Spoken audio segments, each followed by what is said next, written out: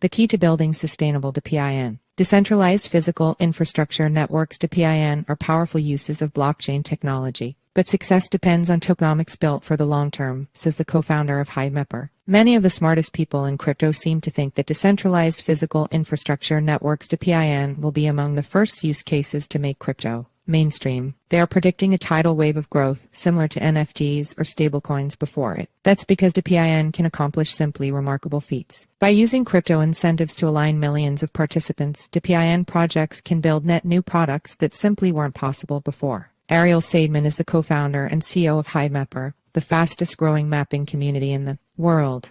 In December, Helium Mobile rolled out a $20 a month unlimited cell plan nationwide powered by community-owned 5G hotspots. Render Network created a robust, permissionless ML cloud during the world's GPU crisis in less than 6 months. And my company, Hivemapper, mapped 10% of the world's roads in less than a year. These things simply weren't possible before DePIN crypto economics. DePIN is an exciting vision of the future, but for it to be more than a fad, new projects must learn from the first movers in the space. The first wave of DePIN projects experimented with tons of different models, made lots of mistakes, and learned from them. Yet these learnings seem to have disappeared down the memory hole. And absent that context, new DePINs risk creating a boom and bust cycle that would leave a black mark on the entire sector. To help DePIN chart a more sustainable path, I'd like to share some of the most important lessons we've learned at Hivemapper along the way. More broadly, for anyone looking to participate in DePINs, these leanings are also critical points to understand when evaluating whether a DePIN project is likely to achieve long-term success. The static rewards. Trap tokens gamify rewards in such a way that encourages contributors to collectively build a product that's greater than the sum of its parts. On the other side, usage of the product results in tokens being consumed. To be sustainable, a DePIN project needs a sound strategy for generating supply, and perhaps more importantly, genuine demand for the product. Without that, the demand for the token is purely speculative, a meme coin, not a useful infrastructure project that can impact the lives of billions. With the right tools, generating supply is the easy part. Give tokens for work. The tricky part is figuring out how many to give. Not so many that you have none to give at later stages of growth, but also not so little that no one shows up to work. New projects also need to be especially mindful of the cold start problem.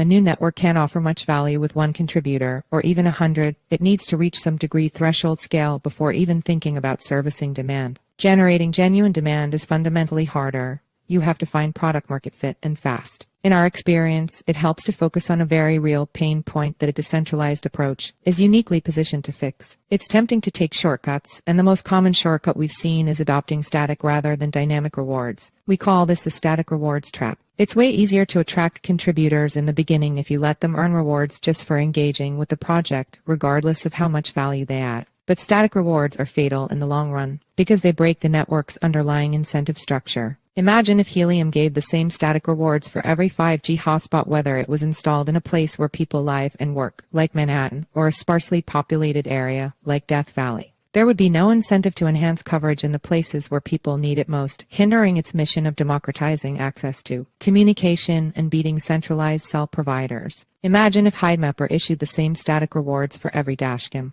It would be a disaster. People could get rewards by putting dashcams in any car, even an extra one sitting in the driveway that barely gets driven. They could put 5 or 10 dashcams in the same car, raking in extra rewards while capturing the same map data over and over again.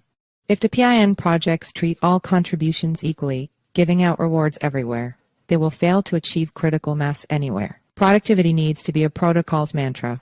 Establish baseline reward for the least useful contributions, then obsess over quality and outright reject duplicative work or low-quality data. Using a utility token to align incentives is the superpower of DePIN.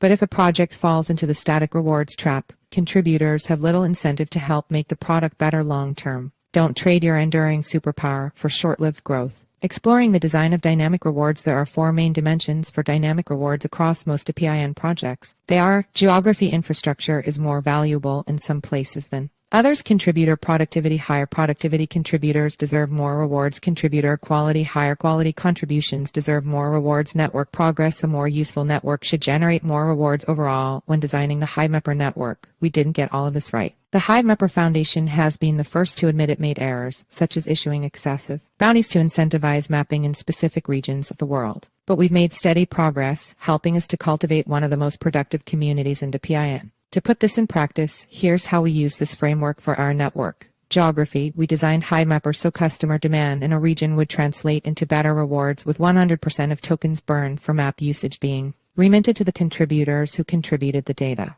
We've made similar changes to minted rewards as well, adding a rewards multiplier for regions of the world that collect more useful map data, even before customer usage ramps up. In their brilliant essay on the design of DePIN networks, our friends at Multicoin Capital called this the land and expand approach. Contributor productivity: as a Hivemapper contributor, rewards are mostly determined by how far you drive and the uniqueness or freshness of the roads you drive. It would be much easier to onboard contributors if we didn't do it this way. Some people don't drive much. Some people mostly drive the same roads while commuting to work. These people won't generate as much rewards from Hivemapper, and that's how it should be. For this reason, Hivemapper has been focused on recruiting gig drivers, truckers, and commercial fleets. These drivers are highly productive, passively collecting map data as they go about their job and reaping the best rewards. Contributor quality: building a map requires high-quality data with precise positioning. For this reason, Hivemapper has implemented reputation scores for each type of contributor. The higher the contributor's reputation, the better the rewards they receive.